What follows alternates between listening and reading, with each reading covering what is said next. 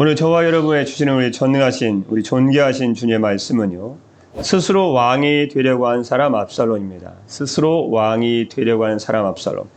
결국 자신의 삶에 만족하지 못하고 스스로 왕이 되려고 하는 사람이었죠. 지난 주일 오전 예배 말씀은 압살롬의 귀환을 위한 요압의 계책에 대한 말씀이었습니다. 아마 기억이 다 나실 텐데요. 영국에는 그리스도인으로서 유명한 부자 한 사람이 있었는데요. 그 사람이 바로 컨클튼 경이라고 합니다. 컨클튼 경. 이 사람이 하루는 이 컨클튼 경이 하루는 그리스도인이면서 유명한 부자인 이 사람이 하루는 집에서 쉬고 있는데 집에서 일하고 있는 하녀가 부엌에서 막 접시를 닦다가 한숨을 푹 내쉬면서 혼자 중얼거리는 거예요. 그 소리 우연히 이 그리스도인이면서 부자인 컨클튼 경이 들었습니다. 뭐라고 이 하녀가 얘기했을까요? 나에게 만약 5파운드가 생긴다면 난 더 이상 소원이 없어. 5파운드만 생긴다면. 그 후에 들은 거예요. 그래서 컨클튼 경은 그 하녀에게 다가가서 네 소원이 정말 5파운드니? 너 그것만 있으면 정말 더 이상 소원이 없겠어? 그럼요 주인님. 깜짝 놀라지 뭐 자기 얘기를 들을지 몰랐는데 깜짝 놀라면서 그럼요 주인님. 정말 그렇고 말고요. 제게 5파운드만 있으면 정말 더 이상 소원이 없겠습니다. 그래? 그럼 내가 등을 컨클튼 경의 그 설거지라고 했는데 하녀의 등을 딱딱 두드려주면서 내가 자네 소원인 5파운드를 들어줄 테니까 이제부터는 불평하지 말고 열심히 일하게나. 그 5파운드를 주는 거예요. 이 하인이 깜짝 놀랐지만 하여튼 받아들었습니다. 그리고 이 하녀가 다시 오후 시간 됐는데 이 컨클튼 경은 정원으로 나가서 산책을 하고 있고 산책을 하면서 정원을 거닐고 있었습니다. 그때 하녀의 목소리가 다시 들렸습니다. 아휴, 이런 줄 알았더라면 10파운드라고 말할 것. 정말 아까워라. 5파운드라고 내가 얘기했을까? 그 하녀의 이야기 들으면서 이 컨클튼 경, 그리스도인이면서 이 부자였던 컨클튼 경이 생각하는 것은 자신의 삶에 결코 만족하지 못하고 있구나. 여러분 오늘 말씀에 이 자신의 삶에 만족하지 못하고 스스로 왕이 되려고 한 사람 한 사람 나오죠. 누구에 대한 얘기일까요? 예, 다윗의 아들 압살롬에 대한 얘기죠.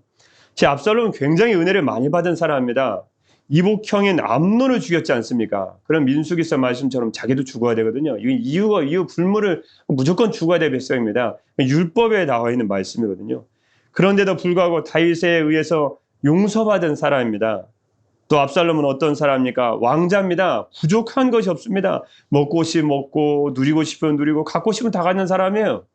그럼에도 불구하고 만족이 없어요. 더군다나 압살롬은 얼마나 외모가 수려하고 아름답고 잘생겼는지 남은 성형수를 하고 해도 그 얼굴인데 이 사람은 발바닥부터 정수리까지 백성들이 아무리 찾아보고 보아도 흠이 없는 너무나 아름다운 외모를 가진 사람이었습니다. 외모는 아름답죠. 사람들은 자기를 잘생겼다고 추앙하고 칭찬하죠. 가진 것이 부족한 것이 없죠. 더군다나 사람까지 죽였는 용서까지 받았어요. 그럼에도 불구하고 자신이 한 가지 갖지 못한 것을 발견했습니다. 그건 자기가 왕이 아니라는 거예요. 그래서 앙심을 품기 시작합니다. 자기 아버지가 왕임에도 불구하고 자신이 한 가지 갖지 못한 왕이라는 직책을 얻기 위해서 반란을 도모합니다. 마치 창세기에서 3장 2절 말씀에 여자가 뱀에게 말하되 동산 나무 열매를 우리가 먹을 수 있으나 동산 중앙에 있는 나무 열매는 하나님의 말씀에 너희는 먹지도 말고 만지도 말라. 내가 죽을까 하노라 하셨느니라. 근데 창세기에서 3장 이어지는 4절 말씀에 뱀이 여자에게 이르되 너희가 결코 죽지 아니하리라. 너희가 그것을 먹는 날에는 너희 눈이 밝아져 하나님과 같이 되어 선악을 알 줄 하나님이 아심이니라. 아담과 하와는 에덴 동산에서 하나님을 창조하시고 그에게 주신 에덴 동산에서 조금도 부족함이 없었습니다. 먹고 싶으면 과일이 넘쳐나요. 동산 중에 생명나무까지 가서 그것 닦고 영생하면 돼요. 조금도 부족함이 없어요. 또 아내가 없어요. 남편이 없어요. 먹을 것이 없어요. 다 하나님이 주셨어요. 풍성히 풍족히 주셨어요. 그러나 자기는 하나님이 아닌 거예요. 하나님과 같이 된다는 말에 귀가 쏠깃해지는 거예요. 그래서 그 선악을 알게 하는 나무가 동산 중앙에 딱 있는 걸 보고 그 나무를 본 지 그전엔 신경도 안 쓰는데 이제는 먹음직도 하고 보암직도 하고 지롭게 할 만큼 탐스럽기도 해서 그것만 딱 따먹으면 꼭 하나님같이 될 것 같은 거예요. 그거 따먹고 말았습니다. 우리 인생에는요, 현재 내가 주어진 삶에 만족하지 못하면 우리 인생은 결코 만족할 수 없다는 것을 주님이 오늘 말씀을 통해 가르쳐주고 있는 것이죠. 시편 말씀이 생각나지 아니셨습니까? 시편 말씀이요. 하나님께 줄로 재어준 구역이 실로 아름다운 곳에 있으며, 실은 부족한 게 없고 주셨거든요. 날마다 먹을 거 주시죠, 마을 거 주시죠. 옷이 없어요, 입을 것이 없어요, 뭐가 없어요, 다 있어요. 근데 사람은 날마다 부족해요. 뭐가 없다는 거예요. 이것도 없고 저것도 없고. 이게 바로 범죄한 하와와 아담 같은 심령이었고, 민수기에서 이스라엘 백성들이 광야에서 원망으로 불평으로 죽어갔던 이스라엘 백성들의 악한 심령이었다는 거죠. 그 마음을 오늘 말씀에 스스로 왕이 된 한 사람인 압살롬도 가지고 있었다는 것입니다. 그래서 그는 먼저 두 가지의 왕이 되기 위해서 스스로 준비를 갖춥니다. 준비 작업을. 무엇일까요? 1절 말씀입니다. 1절 시작입니다. 그 후에 압살롬이 자기를 위하여 병거와 마애들을 준비하고 호위병 50명을 그 앞에 세우니라. 스스로 압살롬이 왕이 되기 위해서 두 가지의 준비 작업을 합니다. 첫 번째는 먼저 군사력을 확보하죠. 군사력. 1절 말씀에 그 후에라는 말씀은 압살롬과 다윗의 화해 장면의 다음, 즉 압살롬의 죄악, 이복 형제를 암논을 죽인 다음에 다윗의 용서를 받고 다윗과 화해란 장면입니다. 그 후에 본격적으로 이제 압살롬 마음은 왕에 대해 반역을 꿈꾸죠. 아무리 다윗이 입을 맞추고 화해를 한 것 같아도 압살롬이 거짓 평화를 가져간 것입니다. 그 후란 말씀 바로 다윗과 압살롬이 화해하고 난 후에 병거와 마애들을 준비하고 호위병 50명을 그 앞에 세우니라. 가장 왕이 되기 위한 가장 기초적인 군사죠. 장비고 병력입니다. 근동 지방에서는요, 이방의 왕들이 자기의 위용, 즉 위험 있는 모습이나 모양을 과시하기 위해서 곧잘 병거를 타고 50명의 호위병을 거느리고 행차했다고 합니다. 그러니까 자기가 차기 왕이라는 거죠. 이방 왕들이 흉내는 것입니다. 여러분, 다윗의 이 압살롬의 모습을 잘 보십시오. 압살롬의 모습은 지금 자기 마음이 허영으로 가득 차 있습니다. 이방 사람들의 왕을 흉내내서 허영으로, 사치로, 그리고 왕이 되고자 하는 교만한 마음으로 이미 그의 마음은 가득 차 있었다는 거죠. 그러니까 두 번째, 압살롬이 어떤 일을 계획하고 했을까요? 두 번째는 기초적인 군사를 이제 갖추고 점점 더 군사를 늘려가면서 이제 백성들의 마음, 민심을 확보하려고 합니다. 2절부터 6절까지 말씀이죠. 2절 말씀이에요. 압살롬이 일찍 일어나 성문 길 곁에 서서 어떤 사람이든지 송사가 있어 왕에게 재판을 청하러 올 때 그 사람을 불러 이르되 너는 어느 성읍 사람이냐 하니 그 사람의 대답이 종은 이스라엘 아무 지파에 속하였나이다 하면 2절부터 6절까지 긴 말씀이지만 굉장히 간단합니다. 재판관을 왕이 안 세워줬다는 거예요. 그리고 자기가 이제 참 재판관인데 자기를 왕으로 세워주면 자기가 참 이스라엘의 공정한 재판관이 되어서 너희들 잘 판결할 것이니 나를 왕으로 세워달라라는 본격적 자기 본심을 얘기한 거죠. 근데 왕이 된다는 것은 혼자 힘으로 되는 것이 아니지 않습니까?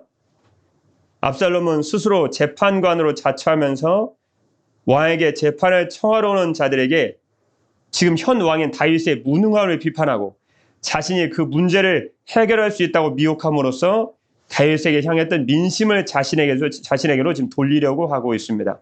완전한 속임수죠. 그래서 2절 말씀에 보면요. 압살롬이 일찍 일어나 성문 길 곁에 섰다라는 말씀은 성문은요. 이스라엘의 재판 제도가 아직 정착되지 않은 상황이기 때문에요. 왕이 임명한 이 장로나 재판관들이 재판하는 곳입니다. 근데 그곳에 자신이 섰다. 그 말씀은 무엇이죠? 자기가 지금 다윗과 화해를 통해서 왕자의 권위가 복권되지 않았습니까? 그래서 왕자의 지위를 이용해서 왕이 세우지도 않은 재판관 노릇을 하고 있습니다. 자기가 지금 재판관들이나 서서 이스라엘 백성들의 문제를 재판하는 재판관에 서는 재판 자리에 자기가 서 있다라는 말씀입니다. 성문에 섰다. 너는 어느 성읍 사람이냐? 이것은 지금 백성들에게 자기가 백성들 문제에 지금 관심을 가지고 있다는 위장을 하고 있는 거죠. 그렇지 않으면 자기가 왕이 될 수 없으니까요. 3절 말씀에 보면요. 압살롬이 그에게 계속 위장을 합니다. 압살롬이 그에게 이르기를 백성의 마음을 얻기 위해서요.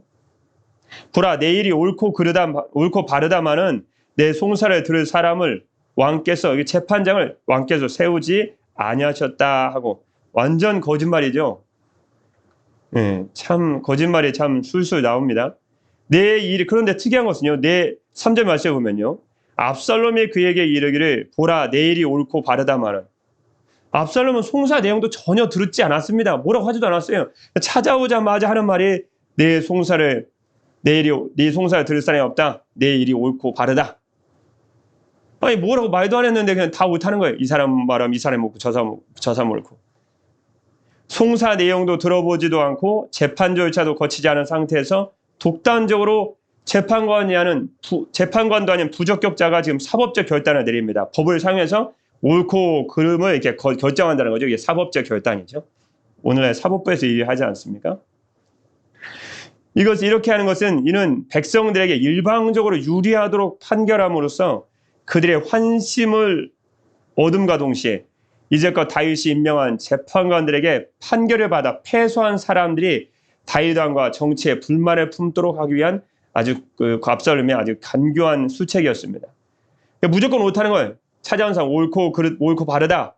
백성의 민심을 다 잘한다고 하면 좋아하지 싫을 사람이 뭐 있어요. 거짓 선지자의 특징이 무엇입니까? 거짓 선지자들은 다 잘한다 하잖아요. 이것도 잘한다고 저것도 잘하고 헌금 안 해도 잘하고 주일 예배 안 지켜도 잘하고 다 잘한다는 거예요. 그러면 안 좋아할 사람이 뭐 있어요. 다 좋고 칭찬하죠. 거짓 사람의 특징이라는 거죠. 또 이 압살롬은 방금 전에 말씀드렸던 것처럼 지금 다윗이 임명한 재판관들에 대한 불신을 지금 심어주라는 거죠. 그러니까 압살롬은 그 민심을 얻을 때 이 일을 할 때 노리는 게 하나가 있습니다. 왕의 권위를 실추시키는 데 지금 목적입니다. 왜냐하면 자기가 왕에 대하니까요. 그러니까 일단은 재판관들의 재판을 통해서 패소한 사람들이 있을 거 아닙니까? 그들이 잘못됐다 이런 뜻이에요. 이런 식이에요. 그러면 그 백성에게 패소를 선고한 재판관을 임명한 사람이 다윗이니까 결국 다윗의 왕의 권위를 지금 실추시키려고 했던 거죠. 그래서 다윗 왕과 정치에 지금 불만심을 계속 갖도록 하는 것입니다. 왕이 잘못됐다는 거예요. 재판관 안 셨다. 그리고 패소한 사람 잘 들어라. 너희들 내가 세워주면 정말 바르게 재판할 것이다. 3절 말씀, 끝에 말씀 보면요. 내 송사를 들을 사람을 왕께서 세우지 아니하셨다. 거짓말이죠. 송사를 들을 사람이라는 것은 법에 대한 전문적인 지식을 가지고 사법적 처리를 담당하는 장로나 재판관을 의미합니다. 그러니까 판결할 수 있는 권위를 왕이 준 사람들이죠. 그래서 여하튼 지금까지의 압살롬의 이야기는 다윗을 어리석은 자로 매도함으로써 자신의 위치를 지금 격상시키고 왕의 권위는 실추시키는데 지금 목적이 있습니다. 4절 말씀 한번 같이 읽어볼까요? 4절 말씀. 이제 본심이 나오는 거죠. 4절 말씀입니다. 시작입니다. 또 압살롬이 내가 이 땅에서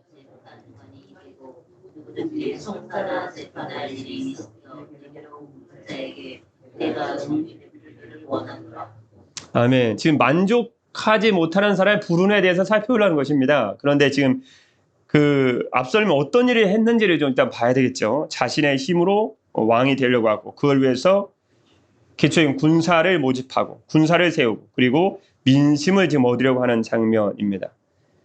그래서 4절 말씀에 보면요. 내가 이 땅에서 재판관이 되고라는 말씀은 내가 만일 이 땅에 재판관이 된다면 얼마나 좋겠는가 그 뜻입니다. 본심을 얘기한 거죠.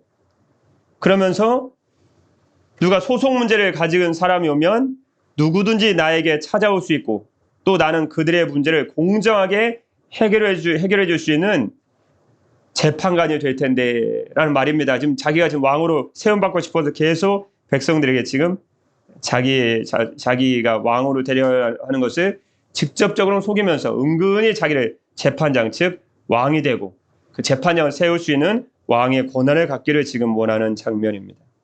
14절 말씀 보면요. 중간 말씀에 보면요. 누구나 송사나 재판할 일이 있거든 내게로 오는 자에게 내게로가 굉장히 강조됐죠. 나를 세워달라는 거죠. 내게로가 지금 강조가 되었습니다. 모든 백성들이 자기에게로 와서 재판을 받으면 정을 베풀기 원하노라 바르게 판단을 내리겠다. 그런 말이죠. 그런데 지금 압살롬은 정의를 베풀 만한 사람이 아니죠.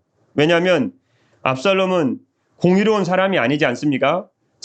압살롬은 자신의 형 율법을 어기고 자신의 형 암논을 살해한 사람으로서, 더군다나 자신의 암논을 죽인 죄에 대해서 회개한 적도 없고 전혀 그 죄가 잘못했다고 깨닫지도 못하는 아주 오만불순한 자거든요. 도저히 공의를 베풀 수 있는 사람이 아닙니다. 그럼에도 불구하고 자기가 정의를 베풀겠다니요. 지금 완전히 왕이 되기 위해서 자신을 속이고 있는 장면이죠. 그래서 5절 말씀에 보면요, 사람이 가까이 와서 그에게 절하려 하면 압살롬이 손을 펴서 그 사람을 붙들고 그에게 입을 맞추니, 자기가 선하다는 것을 나타내기 위해서 이미지 메이킹 하는 거죠. 이미지 메이킹. 정치인들이 이미지 메이킹 하듯 자기 이미지를 막 선하다는 이미지를 만드는 것처럼요. 그때 당시 압살롬은 자기 이미지 메이킹, 자기가 선하다는 걸 나타내기 위해서 자기에게 절하고 오는 사람이 있으면 붙들고 이렇게 세워서 입을 맞추는 거죠. 다 가식적인 것이죠.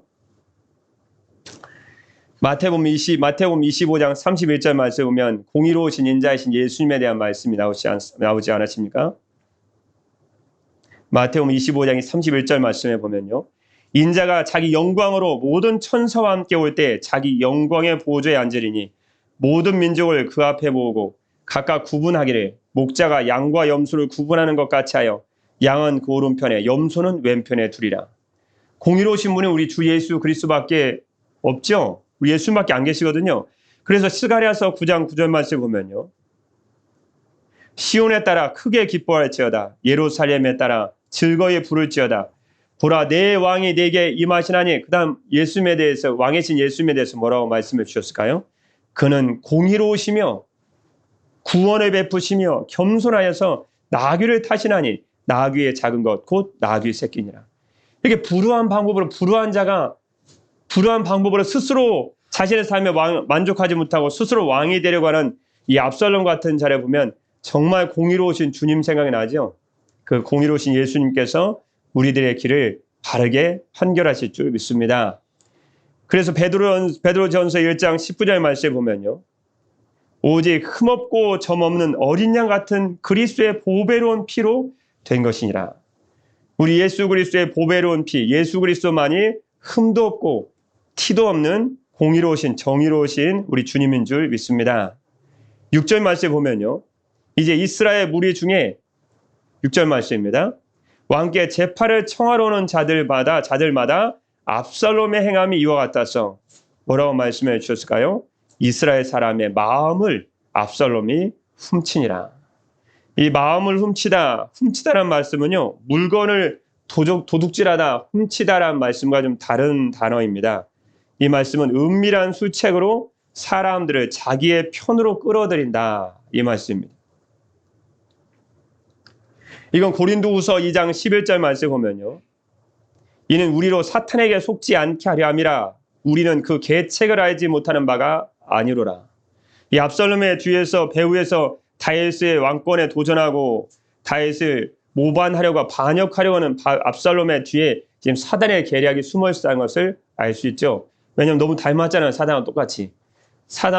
이는 우리로 사탄에게 속지 않게 하려 함이라. 우리는 그 계책을 알지 못하는 바가 아니로라.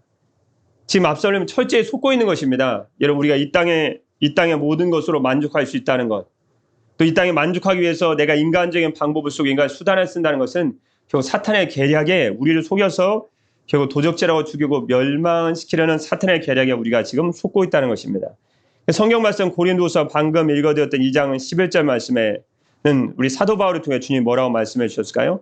그 사단의 계책을 알지는 못하는 바가 아니로라, 이렇게 말씀해 주님 믿습니다. 7절 말씀에 4년 만에 결국은 압살롬이 이스라엘 백성들을 속이면서 반역의 음모를 추진했던 기간이 4년이나 되었습니다. 그때 여호와께 서원한 것이 있다, 제사 드릴 것이 있다 라고 다윗 왕을 속임으로 여호와 이름을 지금 자기의 반역 사건, 음모의 하나님의 이름을 망령되게 사용하고 있죠. 그래서 오늘날에도 자신의 이익을 위해서 오늘날에도 이 종교를 이용하는 사람, 약한 세력들이 얼마나 많이 있습니까? 그러니까 내가 여호와께 서원한 것이 있사오니 청하건대 내가 헤브론에 가서 그 서원을 이루게 하소서. 그래서 우리가 주님 믿는 목적에 순수해야지 내가 주님을 믿는다는 것을 통해서 어떤 이익과 명예를 얻으려고 한다면 오늘 자신의 삶에 만족하지 못한 압살롬과 같이 사단의 계책과 계략에 속아 넘어간 압살롬과 같이 우리도 하나님의 심판을 받을 수밖에 없는 그런 어리석은 자가 되고 만다. 결국 압살롬은 자기 스스로 현재의 삶에 만족하지 못하고 자기 스스로 만족하려고 군사를 세우고 백성의 민심을 얻어서 왕이 되려고 했지만 결국 그의 종말은 요압의 창에 찔려 죽는 비참한 최후를 마치게 되죠. 우리도 현재의 삶, 내게 주어진 삶에 만족하지 못하면 하나님께 주시는 놀라운 은혜와 영광을 우리도 얻을 수 없다라는 것을 또한 알게 되죠. 근데 오늘 말씀 읽다 보면요. 한 가지입니다. 참 압살롬은 우리하고 다르구나. 근데 어쩌면 우리가 넘어질 수밖에 없는 그런 약점을 압살롬도 가지고 있구나. 우리는 성령의 능력으로 절대 넘어지 않겠지만요. 그런데 오늘 말씀 쭉 읽다 보면요. 26절 말씀에 잠깐 한번 가보겠습니다. 26절 말씀입니다. 26절 말씀에 전혀 다른 사람의 얘기가 나옵니다. 이 압살롬의 얘기. 하나님을 반역하고 하나님의 뜻을 전혀 생각하지 않고 주님의 뜻을 좇지 않는 압살롬의 얘기가 나오다가 갑자기 26절 말씀에 보니까요. 갑자기 햇빛이 영적 빛이 비치듯이 전혀 다른 사람, 전혀 다른 얘기가 나옵니다. 26절 말씀입니다.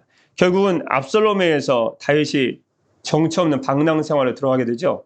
그런 26절에 그때 다윗의 고백입니다. 26절입니다. 시작입니다. 그러나 그가 이와 같이 말씀하시기를 내가 너를 기뻐하지 아니한다 하시면 종이 여기 있사오니 선히 여기시는 대로 내게 행하시옵소서 하리라. 하나님의 뜻을 자신의 만족을 위해서 하나님의 뜻을 끝없이 거역하고 결국 만족도 이루지 못했죠. 자기가 죽었지 않습니까? 그런데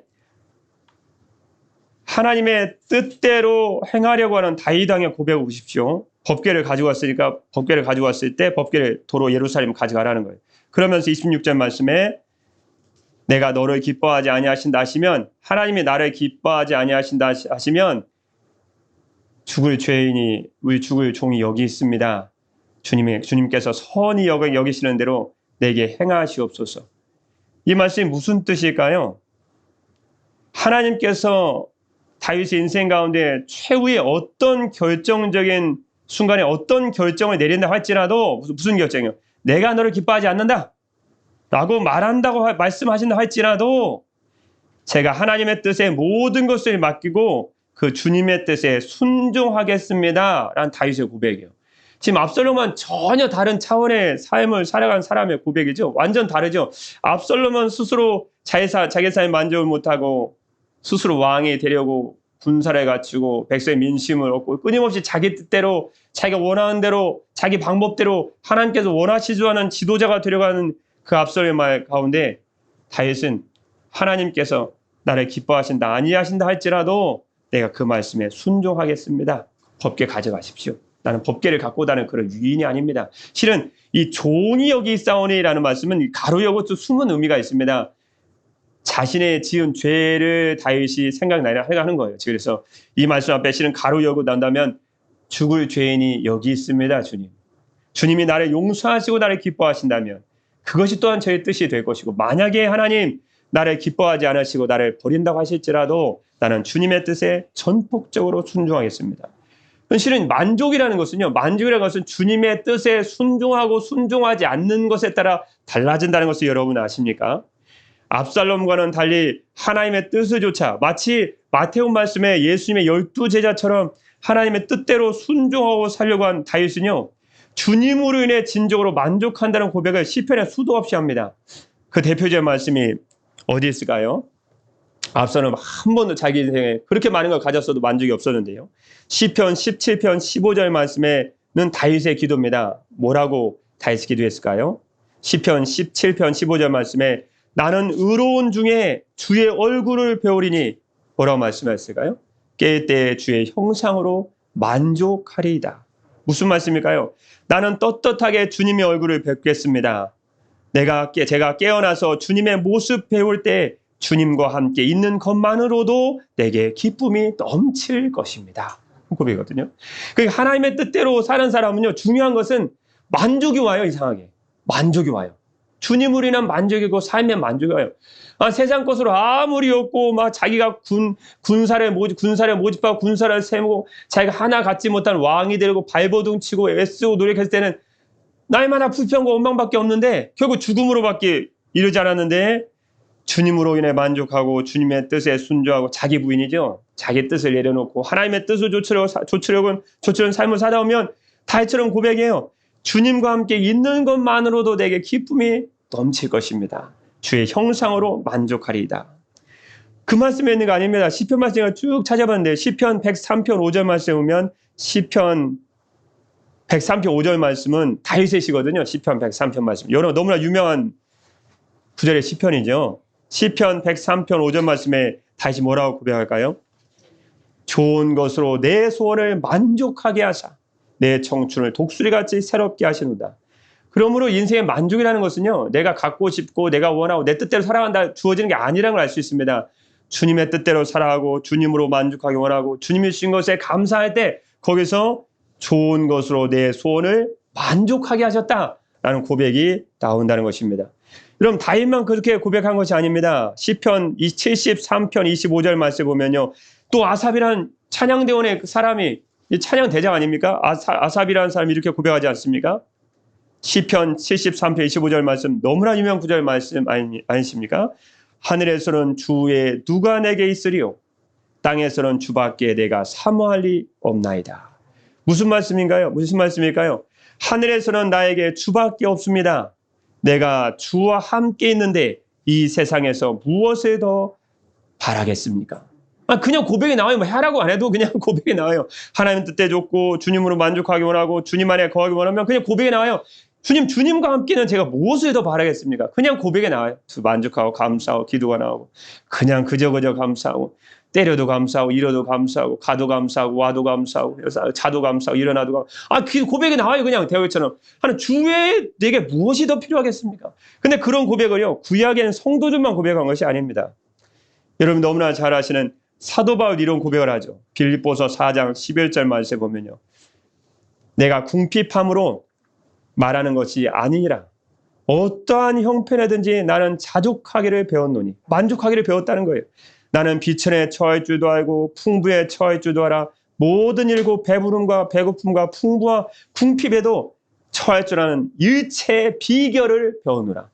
그럼 가난하다고 만족하지 않은 게 아니에요. 부하다고 만족하는 게 아닙니다. 그냥 주님과 함께는 가난해도 만족하고 부에도 만족하고 주님의 뜻을 줬다 보면 가난해도 만족하고 부하에도 만족하고 풍부에도 만족하고 비천에 처해도 만족하고 아무것도 없어도 만족이 오는 거예요. 왜냐하면 주님과 함께는 기쁨이 너무너무 큰 것이기 때문에. 그래서 마태오 말씀에 주님이 제자들에 대해서 주님이 이렇게 말씀해 주지 않으셨습니까? 자기를 부인하고 자기 십자가를 지고 나를 쫓을 것이라. 주님이 그냥 말씀하신 게 아닙니다. 자기를 부인한다는 것은 결국 내 뜻을 버리고 주님의 뜻을 좇는다는 것을 의미하거든요. 주님의 뜻을 좋다면 그냥 만족이 와요. 그냥 그 주님이 그 길 가운데 만족이라는 것을 숨겨놓으셨어요. 여러분 레오 앤 톨스토이는 다음과 같이 말했습니다.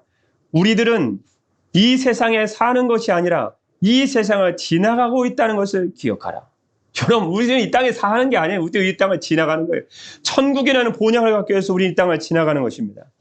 위대한 예술가 미켈란젤로는 다음과 같이 말했습니다. 다음과 같이 고백했습니다.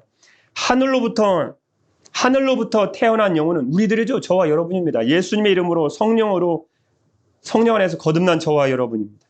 하늘로부터 태어난 영혼은 천국 지향적이어야 하며 세상 밖으로 높이 솟아올라야 한다. 슬기로운 자는 세상에서 결코 안식을 찾을 수 없음을 알고 안식을 기대하지도 않는다. 우리의 만족 예수님밖에 없어요. 만약에 압살롬이 왕이 된다고 해서 무슨 만족 있겠습니까? 결국 죽음만이 기다리는 인생이 밖에 더 있겠습니까? 그래서 주님은 저와 여러분에게 요한일서 2장 15절 말씀을 통해서 너무나 잘 알려진 이런 귀한 말씀을 주지 않으셨습니까? 저와 여러분들은 정말 영원토록 새겨놓아야 할 말씀입니다. 요한일서 2장 15절 말씀에 이 세상에는 것들을 사랑하지 말라.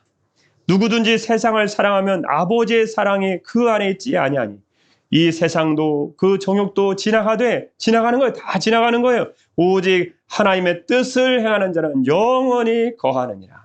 그러면 주님의 뜻을 쫓는 게 그렇게 복이 있는 거예요. 여러분, 레오 톨스토이가 말이 얼마나 맞는 말씀입니까? 우리들 이 세상에 사는 것, 이 세상에 사는 것이 아니라 이 세상은 지나가고 있다는 것을 기억하십시오. 참 우리가 마음에 성경을 통해서 얼마나 그런 뛰어난 신앙인이었습니까? 성경을 통해서 우리의 귀한 진리의 교훈을 주고 있는 줄 믿습니다. 고린도서 3장 5절 말씀 보면요. 우리가 무슨 일이든지 우리에게서 난 것 같이 스스로 만족할 것이 아니니. 그 다음 말씀이에요. 우리의 만족은 오직 하나님으로부터 나느니라. 하나님을 소유한 만족이 되는 거예요. 여러분, 마지막 이야기로 너무나 잘 알려진 세계적으로 최고의 부자였던 록펠러의 이야기를 너무 잘 알고 있지 않습니까? 그는 한때 돈을 의지하는 탐욕의 사람이었다고 합니다. 지금의 가치로 환산하면 현재 세계 최고의 부자인 빌 게이츠의, 지금 최고는 아니죠, 빌 게이츠. 근데 한때 최고의 부자였죠. 그리고 빌 게이츠만큼 부자하면 떠오르는 사람이 또 누가 있겠습니까? 한때 세계 최고의 부자인 빌 게이츠 재산의 약 3배가 넘는 돈을 벌었다고 합니다. 어마어마하지 많이 오늘날 가지고 있었으면 뭐 미국의 부의 98% 차지했답니다. 말하면 더 못하겠습니까? 돈이면 모든 것이 해결될 것으로 그는 생각했습니다.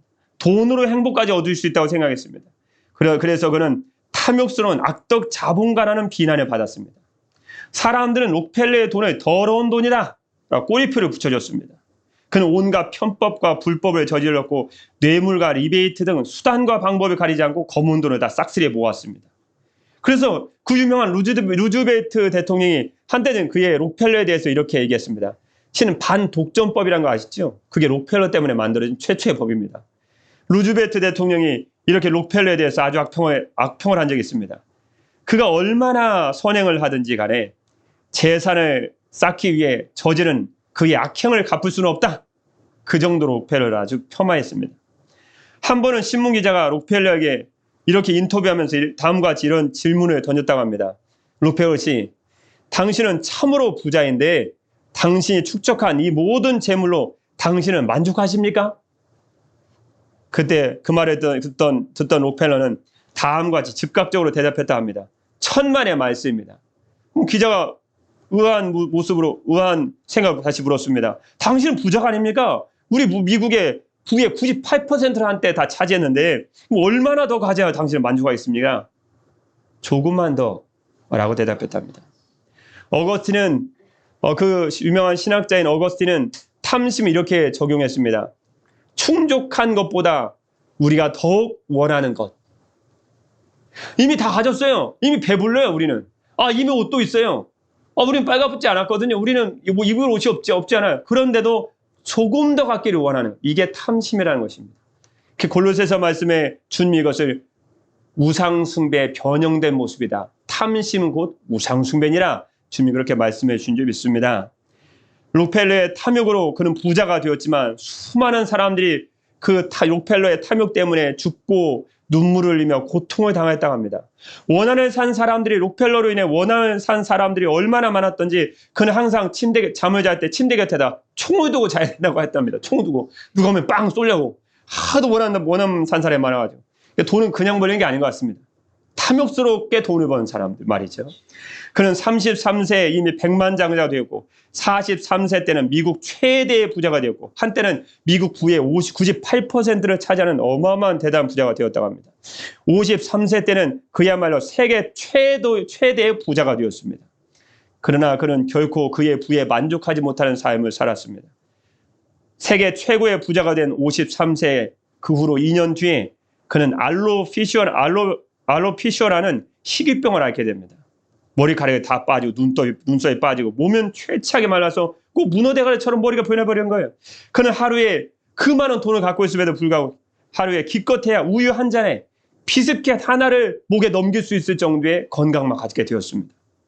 그때 의사로부터 당신은 이런 상태로는 1년 넘기기 어렵습니다. 라는 최후의 통첩 아닌 사형 선고를 받게 됩니다.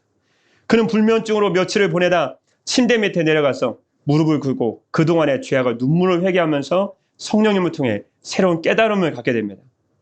갑자기 록펠러는 침대 옆에 자리에서 회개하던 그 자리에서 벌떡 일어나더니 소리를 칩니다. 돈은 아무것도 아니야.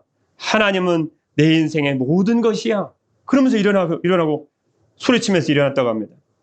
록펠러는 휠체어에 의지하여 의사의 정기 진료를 받기 위해 어느 날 병원에 갔습니다. 그런데 그 병원 복도에 다음과 같은 성경 구절이 있었다고 합니다. 주는 것이 받는 것보다 복이 있다. 이 사도행전 20장 35절 말씀을 딱 보고 갑자기 순간적으로 전율을 느끼면서 눈물이 하염없이 쏟아졌습니다. 그때 록펠러는 남은 1년 동안 자기가 1년밖에 살지 못했다고 사형선고를 받았기 때문에 남은 1년 동안 자기의 11조를 들여서 재단을 만들었습니다. 그게 록펠러 재단입니다. 오직 베품과 나눔과 선교만을 위해서 세워진 재단입니다. 그 멀지 않아 이 재단의 수입에 처음엔 10분의 1조, 그것도 어마어마하게 많지 뭐. 그러다 나중에는 수입의 절반 이상을 그 록펠러 재단에 보내므로 자선 사업과 선교 사업이 힘을 썼다고 합니다. 그래서 그때 그가 유명한 대학인 시카고 대학을 위시해서 12개의 종합대학, 12개의 단과대학, 뉴욕의 리버사이드 교회를 위시한 자그마치 4,928개의 교회당을 지어 헌납했다고 합니다. 55세를 넘기기 어렵다고 했던 그가 주님의 말씀, 주는 것이 받는 것보다 복이 있다는 말씀 마음에 심령에 새기고 그 말씀에 전율을 느끼듯이 자기 삶을 변화시킨 다음에 그는 98세까지 살았습니다. 이젠 더러운 자본가가 아닌 위대한 자선가라는 간증을 남기게 되었습니다. 그의 나이 98세의 죽음이 가까운 것을 깨닫고 느끼는 순간 그가 55세 때 침대 곁에서 무릎을 꿇고 회개하던 모습대로 그는 엎드려서 주님께 이렇게 기도를 드렸다고 합니다. 오 나의 하나님, 오 하나님, 제 인생의 전반기 55년은 쫓기며 불행하게 살았지만 지난 43년은 정말 주님과 함께 행복했습니다. 그동안 저를 지켜주신 주님의 은혜에 감사드립니다. 이제 그만 주님과 그리고 제 마음에 간직한 제 사랑, 제 아내를 만나고 싶습니다. 이제는 여한이 없습니다. 그리고 그의 마지막 날은 주님 감사합니다. 그의 마지막 그의 고백이었다고 합니다. 우리들은 이 세상에 사는 것이 아니라 이 세상을 잠시면 떠나 이 세상을 지나가고 있는 존재라는 것을 우리는 기억할 필요가 있습니다. 물질의 탐심과 탐욕을 가지고서는 우리는 어떤 만족도 할 수가 없습니다. 성경에 나오는 아담과 하와처럼, 그리고 여호수아에서 나오는 아간처럼, 사도행전에 나오는 아나니아와 삽비라 부부처럼, 아니 롯의 아나처럼, 아니 주님을 은 30에 팔아버린 가룟 유다처럼 인생을 비극으로 끝낼 수밖에 없는 인생이 탐욕을 가진 인생이라는 것을 성경은 누차 우리에게 경고하고 있는 줄 믿습니다. 우리는 이 세상의 것들로는 결코 만족할 수 없는 사람들입니다.